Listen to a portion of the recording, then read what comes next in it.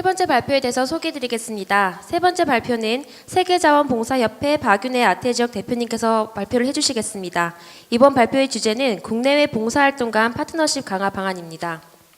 동 발표의 주요 내용은 국내에서의 자원봉사의 발전 과정과 그다음에 현 위치를 종합적으로 진단을 해주시고 해외 자원봉사활동 사례와의 비교를 통해 코이카 WFK 사업의 운영 개선 방안에 대해서 제언해 주시겠습니다. 그럼 박윤혜 대표님을 큰 박수로 맞아주시기 바랍니다.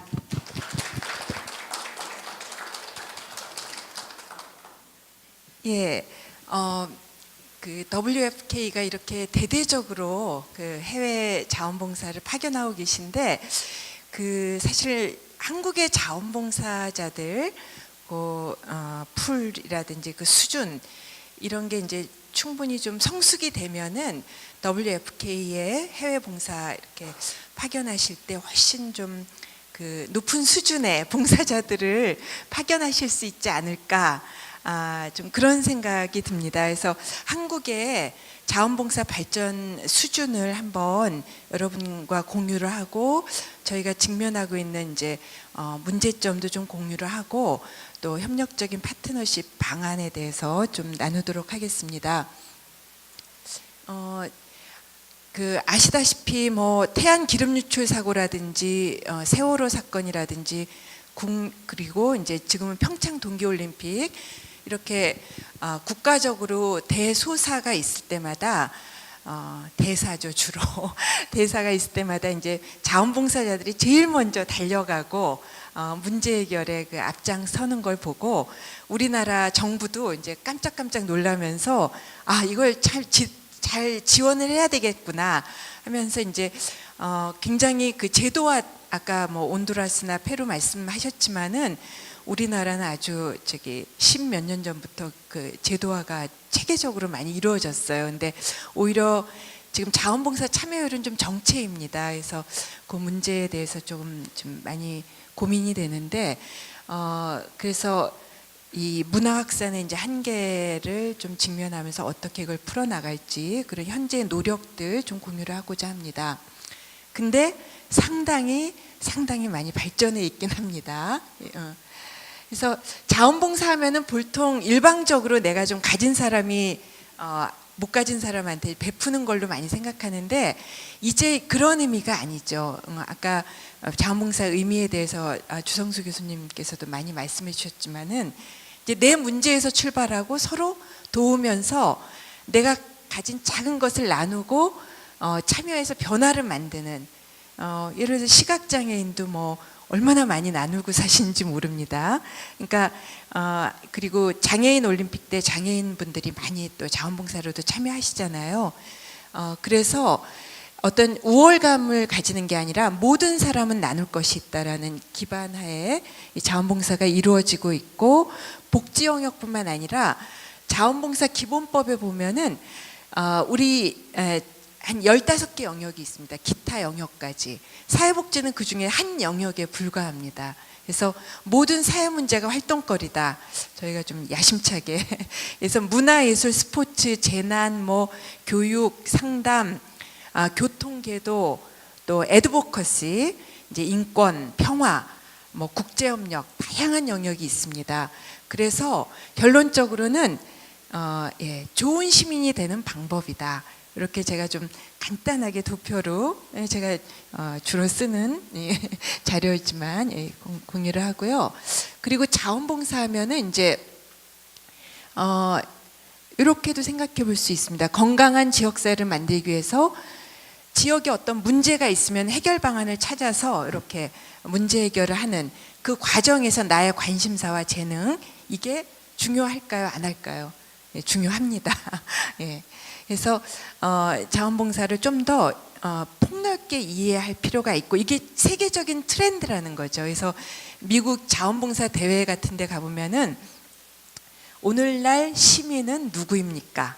이제 예를 들어서 이런 주제로 아예 자원봉사 컨퍼런스를 대회를 합니다. 그래서 사람들한테 막 이렇게 질문을 해가면서 당신은 어떤 시민입니까? 정말 사회 문제 해결을 위한 어떤 노력을 하고 있나? 이제 이런 것들을 질문하기도 하고, 그리고 제가 속한 세계자원봉사협회도 작년 멕시코 대회에서 주제가 사회 변화를 위한 자원봉사였습니다. 그러니까 사회 변화, 그다음에 사회 문제 해결, 이게 이제 항상 그 중요한 주제와 가치로 대두하고 있고요.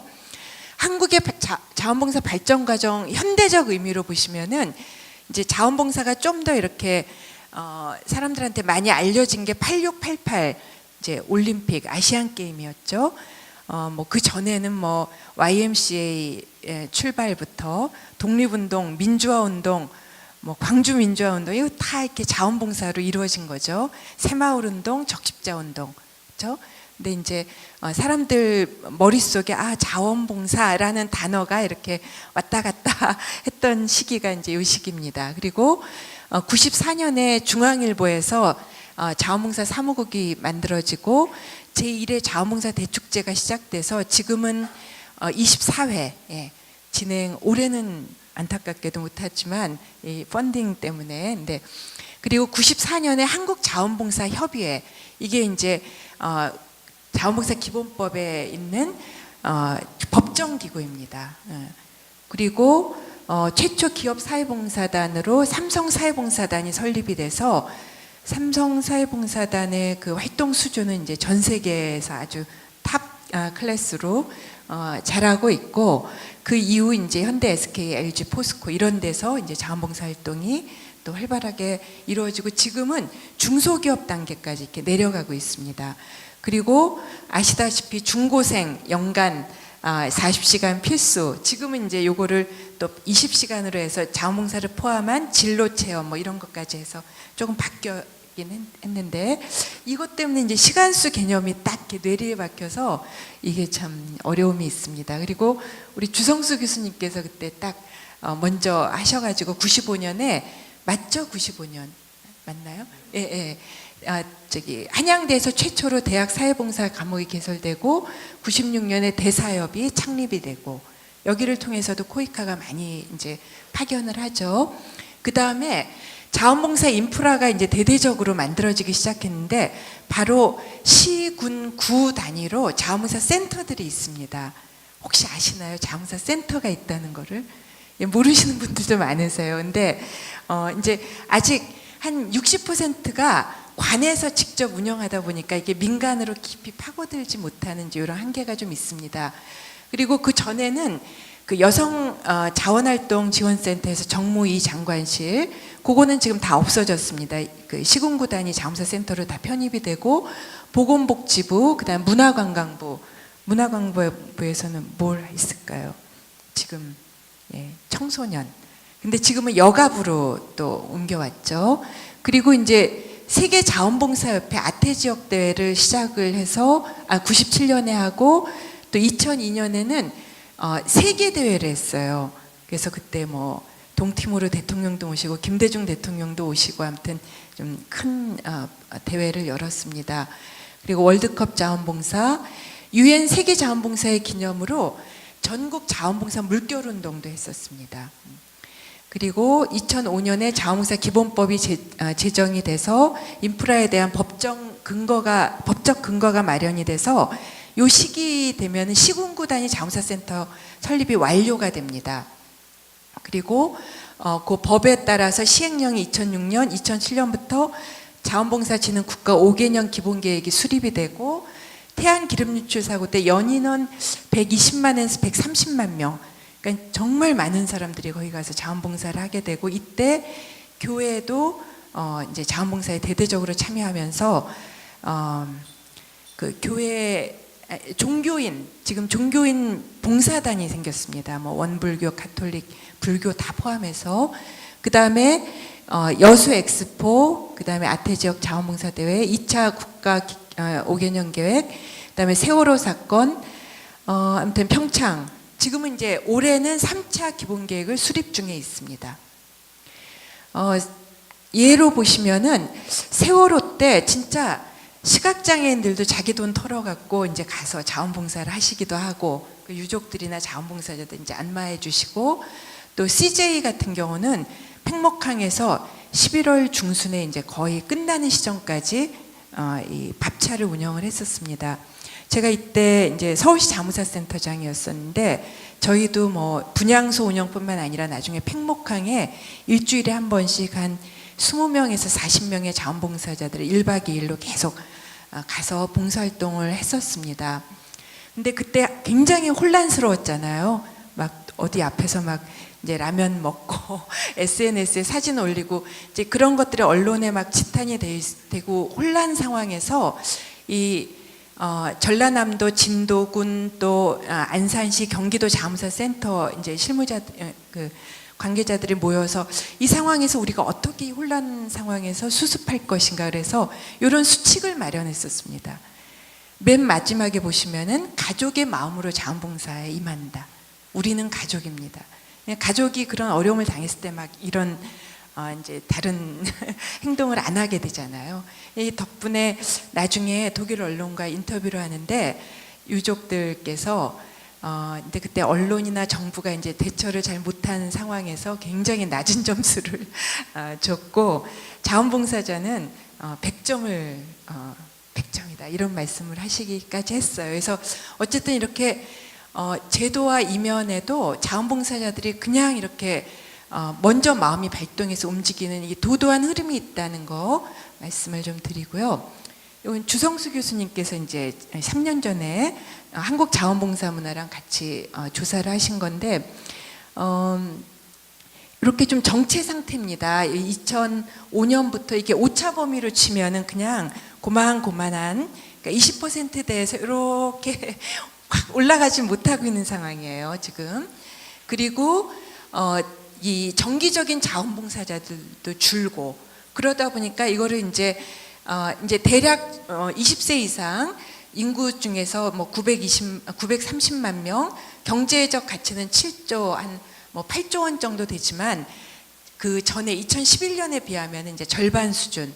근데 선진국은 한 3, 4% 된다고 저도 이제 여기 그 전에는 조사에 좀 참여를 했었는데, 그러니까 우리나라의 이 자원봉사 참여율이 아직 OECD 국가 중에서는 한 중간 정도 된다 치더라도 이제 선진국 수준으로는 아직 잘 못 올라가고 있는. 그리고 개인적인 동기도 여기 보시면 좀 도구적인 동기들이 많이 있습니다. 2014년이 되면서 이게 좀 왔다 갔다 하는데 이제 사회 문제 해결이라든지 가진 자의 의무라든지 이런 이제 도의적인 의무보다는 좀 더 도구적인 이게 이제 우리 삶의 그 트렌드를 반영하는 것 같습니다. 여가 시간 활용이라든지 그리고 참여 경로는 아무래도 이런 단체, 조직, 직장을 통해서가 제일 많고 그 외에는 누군가로부터 요청을 받아서 활동하게 됐다. 그래서 asked, being asked. 그러니까 요청을 받았다. 그래서 활동하게 됐다. 그래서 이제 자원봉사 센터에서는 1+1 뭐 이런 캠페인도 합니다. 친구 따라 강남 가기 캠페인 해갖고 그래서 아직도 이제 자원봉사 센터를 통해서 하는 건 좀 이렇게 약합니다. 그리고 분명히 인터넷 소셜 네트워크를 통해서도 지금 많이 일어나고 있을 텐데 아직 그때까지는 통계에 좀 안 잡히고 있는데 이제 올해 또 조사할 시점이거든요. 어떻게 변할지 좀 궁금합니다. 그리고 자원봉사 단체는 아까 여기가 이제 민간의 대표 법정기구로 이게 이제 기본법에 명시가 돼 있고요. 119개 단체가 이렇게 다양하게 참여하고 있습니다. 기업도 한 15개 참여하고 있고 국제협력단체 여기 KCOC도 여기에 포함돼 참여하고 계세요. 그리고 KCOC 대표이신 이재원 회장님께서 한봉협 또 대표도 역임하셨습니다. 그래서 사실은 이게 brother and sisters 이게 자매 기관일 수도 있는데 어쨌든 이렇게 그렇지만 이렇게 일상적으로는 서로 뭐 하는지 잘 모르는 상황에서 많이 지나오는 것 같습니다. 그리고 자원봉사 센터가 있는데 전국에 245개가 있습니다. 시군구 단위로 플러스 하나가 중앙자원봉사센터가 있습니다. 근데 그 중에 이제 이렇게 많은 센터들이 회원으로 참여하고 있고 그 외에 이제 한국자원봉사 포럼, 학회, 그다음에 이제 제가 한 14년 정도 있었던 한국자원봉사 문화 여기가 이제 좀 전문 단체로 이런 조사 연구라든지 기업 컨설팅, 캠페인 이런 것들을 많이 하고 있습니다. 그리고 지금은 제가 대표로 있는 한국자원봉사관리협회 발런티어링 커넥티드 여기에서 이제 이런 단체들이 있습니다. 이런 전문 단체들이 있습니다. 자원봉사 센터가 굉장히 좀 중요하기 때문에 잠깐 소개를 좀 드리고자 합니다. 주로 하는 일은 자원봉사 가치 확산, 홍보, 그래서 이제 서로 그 정보를 교류할 수 있는 그런 역할들하고 역량 강화, 그다음에 네트워킹, 인정과 격려, 활동 평가. 그래서 아까 이제 주성수 교수님께서 SDGs 관련해서 자원봉사자들이 할 수 있는 일들 쭉 이렇게 말씀하셨는데 제가 쭉 대입을 좀 해보니까 얼추 자원봉사 센터가 역할을 잘하면은 그게 가능하겠다. 약간 좀 그런 생각이 들었어요. 그러니까 모니터링 평가, 뭐 새로운 사람들을 발굴하고 역량 강화하고 이런 것들, 그다음에 이제 네트워킹. 사례로 마포구 자원봉사 센터에 이제 마포구에 많은 NGO들이 몰린다는 얘기를 듣고 그 마포구 자원봉사 센터에서 NGO들의 이제 애로사항을 해결하고 지역 주민들을 NGO의 자원봉사자 내지 회원으로 연결해주는 이런 활동들을 좀 했었습니다. 하고 있습니다. 그래서 이게 이제 이렇게 박람회도 하고 또 지역 주민들 대상으로 마포구에는 어떤 NGO들이 있고 마포구에도 그 KCOC 멤버들 분명히 좀 있을 것 같아요. 거기가 이제 임대료도 좀 아무래도 상대적으로 낮고 또 많은 NGO들이 들어오다 보니까 서로 이제 또 교류할 기회도 많고 그러니까 그래서 이렇게 이제 지역의 NGO 소개를 하면은 지역 주민들이 아 저런 문제를 다루는 NGO가 있구나 하면서 이제 회원가입도 하고 나중에 자원봉사로 또 연결도 해드리는 이런 그러니까 플랫폼 역할이다 이렇게 생각하시면 될 것 같습니다. 그리고 자원봉사 센터는 뭐 은행 내지 복덕방 아니 요즘엔 부동산 중개소라고 그러죠. 그렇게 생각하시면 될 것 같아요. 자원봉사를 필요로 하는 사람하고 자원봉사를 이제 하고자 하는 사람 간의 정보를 이제 정보를 갖고서 서로 이제 연계해 주는 역할. 요건 이제 제가 서울시 자원봉사 센터 있을 때 했던 건데 기업과 사회적 기업 NGO들이 서로 만날 수 있는 그 이게 성냥시장, 매칭데이 이런 걸 했었습니다. 시청 광장에서. 그래서 많은 기업들이 활동 아이템이 좀 부족했는데 이런 거 참 괜찮네 하고서 그 자리에서 막 이제 활동 매칭이 이루어지는 좋은 기회가 됐었습니다. 그리고 이런 공간 대여 사업도 합니다. 예. 요건 이제 서울시 자원봉사 센터의 경우인데 지역 센터들 경우 이런 것들을 또 많이 하고 있고 그래서 NGO들이 사실은 부족한 게 많잖아요. 이제 인력이라든지 또 공간, 홍보, 또 이제 재원 이런 어려운 사항들이 많은데 그런 것들을 사실 좀 이렇게 도와주는 곳이 자원봉사 센터 역할이기도 합니다. 왜냐하면은 아무튼 그 지역의 시민사회를 좀 강화하는 그런 역할을 하는 게 센터의 역할입니다. 그래서 또 좀 더 내려가서 아직 단체는 아니지만 풀뿌리 단위에서 이렇게 소모임 하고 있는 그런 데들 역량 강화 활동 그런 교육들을 많이 합니다. 그래서 이 교육 내용은 이제 대략 뭐 이제 자원봉사란 무엇인가 그리고 자원봉사 활동 프로그램을 어떻게 만들 것인가 뭐 이런 내용들이 쭉 있습니다. 그리고 자원봉사 센터 현황은 이런데요. 종사자 수가 이렇게 많습니다. 의외로. 그렇죠? 근데 열악해요. 어떤 데는 뭐 정말 종사자 수가 서너 명 미만인 데도 있고 뭐 서울센터처럼 뭐 40명 가까운 데도 있고 근데 이제 제가 거기다는 감히 쓰진 못했지만 예를 들어서 우리 이제 현지 파견됐던 봉사단원이 한국에서 이제 일자리를 구할 때 사실은 또 좋은 루트가 되거든요. 그래서 그 서울시 자원봉사 센터에서도 한 명 그 옛날 니카라구아인가 어딘가 아무튼 그 남미에 파견되셨던 분이 직원으로 계셨던 적도 있고 예, 한봉협에도 아주 훌륭한 직원 한 분이 또 우크라이나인가 어디서 또 한국어 가르치셨던 분이 계셨습니다. 그래서 참고로 보시고요. 그 다음에 국내 노력으로는 자원봉사 진흥을 위한 국가 기본 계획 요건 이제 2차 년도도 요건 주성수 교수님께서 책임연구원으로 참여하셨었는데 자원봉사 문화와 참여 이런 이제 문화 확산, 인프라, 관리와 개발 이제 종사자 역량 강화죠. 연구, 평가, 국제 협력까지 들어가 있습니다. 예, 요 관련된 것들 좀 이따 말씀드리고요.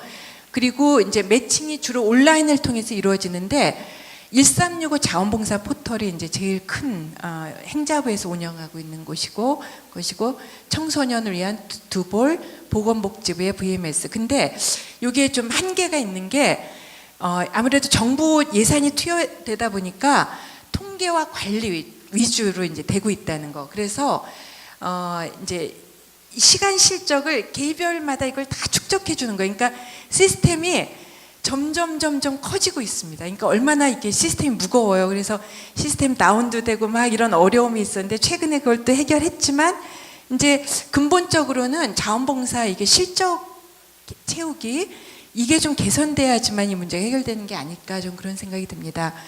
아무튼 이런 그러니까 자원봉사 정체라든지 이런 한계를 좀 극복하기 위해서 작년부터 한국 자원봉사회를 선포해서 지금 진행하고 있습니다.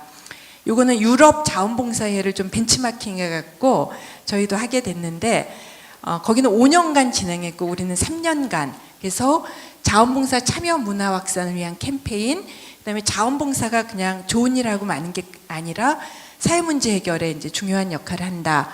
그래서 과제 발굴형, 과제 해결형 자원봉사, 그다음에 인프라, 그래서 법제도 개선이라든지 이런 것들이 지금 국회 자원봉사 포럼도 작년에 발족이 됐습니다. 그리고 올해 저희가 이제 이런 시간이 너무 제도화돼서 민간의 이제 자발적 역량이 이렇게 위축되는 거에 대해서 지금 대선 그 과제로도 다 이렇게 그 정당에다 뿌렸고 일부에서는 그거를 또 채택하기도 해서 참 고무적입니다. 다행입니다.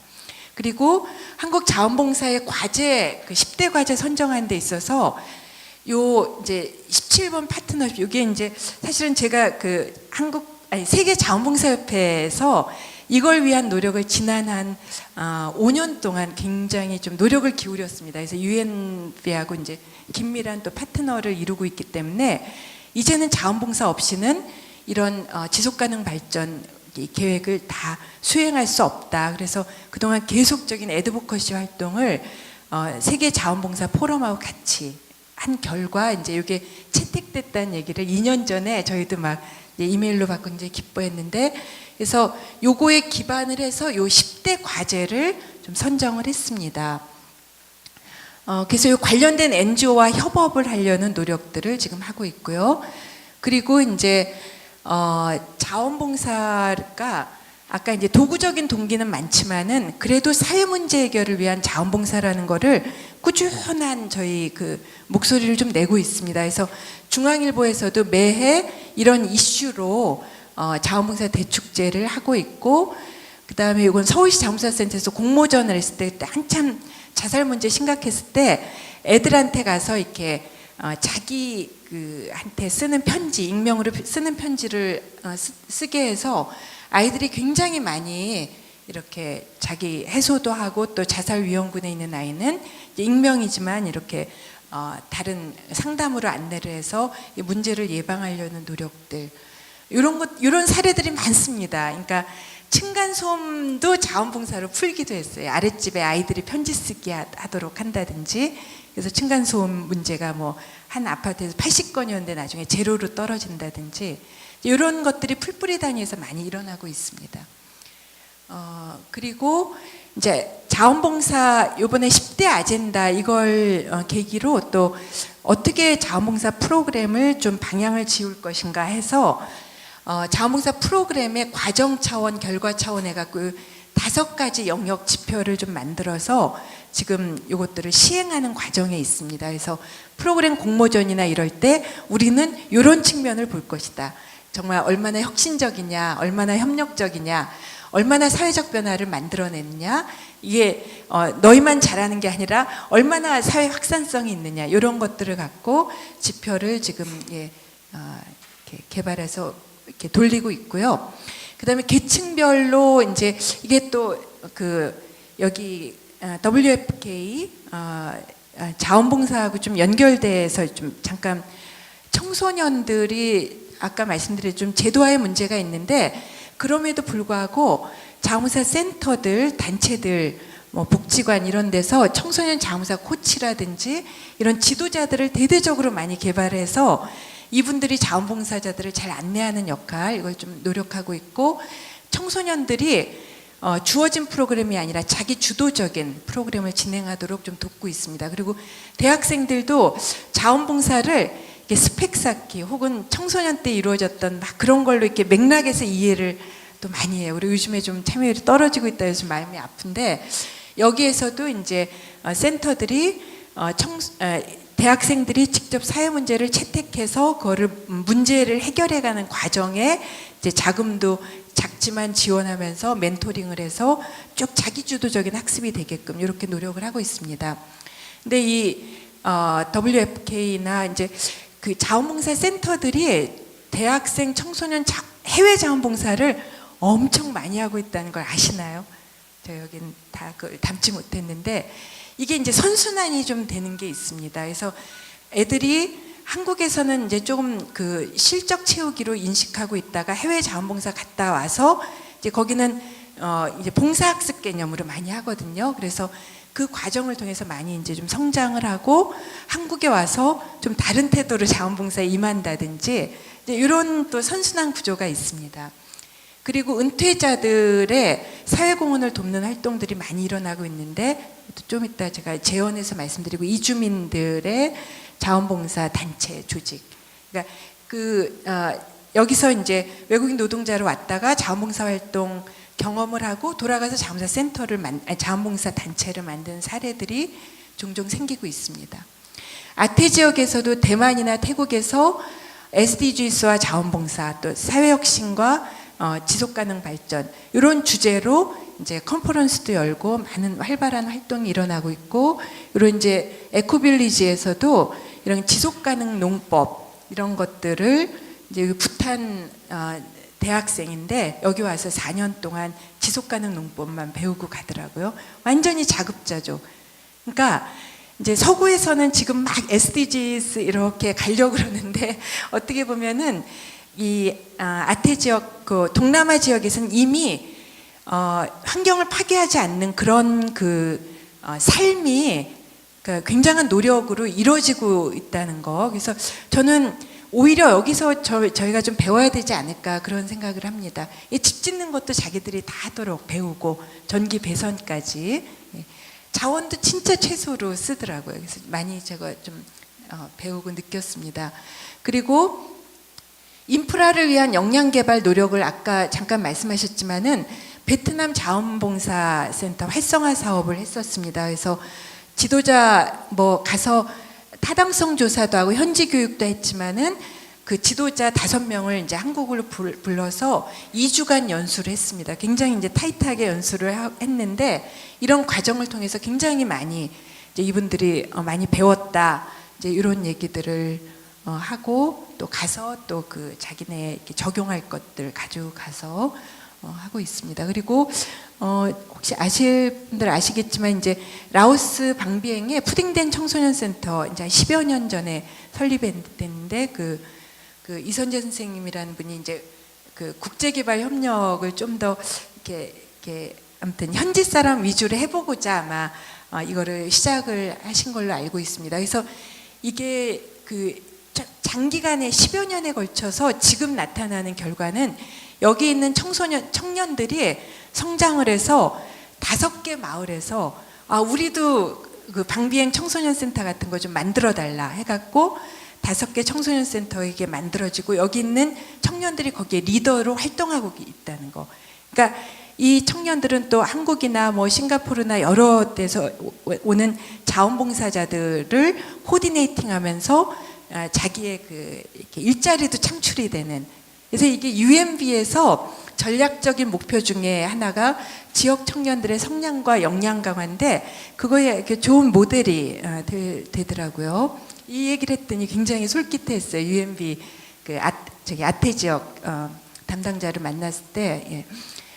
그 다음에 이제 저 재원을 좀 말씀드리겠는데, 크게 사람 부분과 프로그램 부분과 이제 인프라 부분. 그래서 현지 사람 부분은 저는 이제 아태 지역 제가 대표로 있으면서 현지 분들, 현재 지도자들을 만나는 거거든요. 우리가 컨퍼런스 하면은, 그러니까 이제 현지 한국 NGO가 아니라 현지에서 스스로 NGO를 일구는 분들, 예를 들어서 손바손폰 씨 그 한국에 이제 우리 아태 지역 대회 할 때 모셨었는데 빈곤과 지속 가능한 개발에 대한 빈곤 예방과 그 이제 본인이 하고 있는 파데트에서 하고 있는 말씀을 해주셨는데 굉장한 감명을 받았어요. 진짜 그 세대 간 통합과 전통과 환경을 파괴하지 않는 개발이 어떻게 이루어져야 되는지를 굉장한 깊은 영적인 그런 철학과 그걸 갖고서 실행을 하고 계시더라고요. 그래서 지금 여기 그 농촌 개발 기관이 이제 우리 그 아이압의 지금 대표 기관으로 있습니다. 그리고 요거는 이제 그 ODA 워치 보니까 이분들이 하던 얘기가 아주 여기 너무 잘 나와 있어요. 그래서 그냥 인용을 했습니다. 여러분의 방식대로 여러분의 생각대로 그들을 바꾸려는 생각을 버려야 한다. 오히려 우리는 공동체 측면에서 우리가 더 잘하고 있다. 이제 그래서 우리가 뭔가 줄어간다는 입장보다는 사실 좀 배워야 될 것은 배우고, 저도 그 라오스, 태국, 뭐 여기 미얀마 이 통해서 참 그런 공동체를 살리려고 다시 지역으로 돌아가는 그 라오스 국립대 출신 청년의 모습도 봤고, 그러니까 아무튼 그런 거에 대한 이제 우리가 좀 더 많은 것을 알면 알수록 우리가 개발 협력할 때 좀 더 잘할 수 있지 않을까 생각이 됩니다. 그리고 주민 스스로가 문제를 해결할 수 있도록 그들의 역량 강화를 지원하고 거기 현지 시민사회와 협력 연대를 할 필요가 있다. 그래서 지금 외국인 노동자들이 현지로 가서 이제 자원봉사 단체를 설립한 사례들이 있습니다. 그래서 제가 이제 거기도 좀 방문을 했었는데 재밌는 게 여기에 한국 내 멘토들이 좀 자문을 또 주고 있습니다. 그래서 한국에서의 시행착오 경험 이런 것들도 얘기를 하면서 거기가 이제 어떻게 활동 아이템을 잡아갈지, 어떻게 조직은 건강하게 구성할지 이런 것들을 다 자문을 좀 하고 계시더라고요. 그래서 요 은퇴자들이 아까 그 이선재 선생님 같은 경우는 지구촌 귀농 사례로 누가 연구를 했다고 하더라고요. 그래서 이런 그 은퇴자들이 지금 출구가 많이 필요하잖아요. 근데 이것도 좋은 모델이 되지 않을까. 그리고 코이카 시니어 봉사 단원 중에서도 이제 전직 교사였다가 미얀마에서 지금 한국어 가르치시는데 거기 이제 여기 외국인 노동자들한테 또 한국어를 가르쳤기 때문에 서로 연계를 갖고 그 현지의 자원봉사 단체 역량 강화 이런 것까지도 또 역할을 하고 계십니다. 그리고 이제 자원봉사자들의 성장을 위해서 이런 아까 좀 말씀드렸지만은 지금 이제 그 자원봉사 단체와 센터들에서 굉장히 많은 자원봉사자들이 참여하고 있습니다. 그래서 거기를 통해서 모집을 하면은 좀 더 그 자원봉사자 풀을 넓힐 수 있지 않을까 생각이 듭니다. 그리고 실무자 지도자들이 참 중요하다는 생각이 듭니다. 이게 이제 제가 서울 자원봉사센터에 있을 때 3년간 라오스 그 방비행 푸딩댄 센터로 실무자들을 파견을 했었는데 가서 원래는 이제 여기 기업 분들도 가시고 이 국제개발 NGO에 일하시는 분들도 가셨었어요. 1년에 한 13분에서 15명씩 이제 3번을 갔었는데 이런 말씀을 하시더라고요. 어떻게 해외 봉사를 잘할 수 있을까 좀 배우러 갔는데 봉사사업 운영 기술을 배우러 갔다 철학을 배우고 왔다. 그러니까 이제 정말 현지민의 입장에서 사고하고 현지민이 갖고 있는 장점 그런 것들을 이렇게 발견하는, 그러니까 아무튼 그 통찰력을 좀 배우고 왔다. 그래서 이런 연수가 좀 코이카 단위에서 되면은 훨씬 그 좀 지금 많이 이제 코이카에서 전략적으로 갖고자 하는 그런 거에 있어서 사실 이런 지도자들이 굉장히 중요하다는 생각이 듭니다. 이런 걸 좀 제안을 하고 싶고요. 그다음에 프로그램은 현지 사람 중심의 사람을 성장시키다는 관점과 철학으로 하는 게 필요하지 않을까. 그리고 이제 영향력 측정 지표 이것도 이제 좀 더 그 현지 사람들 스스로 내가 이렇게 해서 이렇게 역량 강화됐다, 이렇게 변화됐다 하는 자기 언어가 들어간 지표가 되면 어떨까 하는 생각을 좀 해봅니다. 실제로 서울자원봉사센터에서 좋은 지표를 만들었는데 당장 그 봉사자 자신이 좀 현장에 쓰려고 하니까 너무 말이 어려운 거여서 그거를 같이 다 말도 고치고 그랬었는데 그리고 장기적인 변화를 반영하는 지표는 또 어떻게 만들 것인가. 이것도 참 이게 사람의 변화는 굉장히 장기적인 거잖아요. 이거에 대한 과제가 좀 있습니다.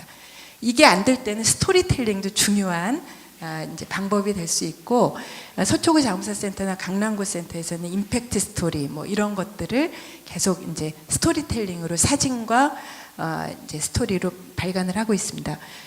마지막으로 인프라는 아까 베트남 같은 경우 이제 저희의 문제점도 너희는 절대로 너무 성급한 제도화라면 안 된다. 이 말을 이제 같이 좀 공유를 했습니다. 그래서 이제 문제점들도 공유하고 그랬지만 어쨌든 이분들로서는 이게 이제 굉장히 이제 자기 인정도 되고 많이 배울 수 있는 기회, 그리고 그런 얘기를 해요.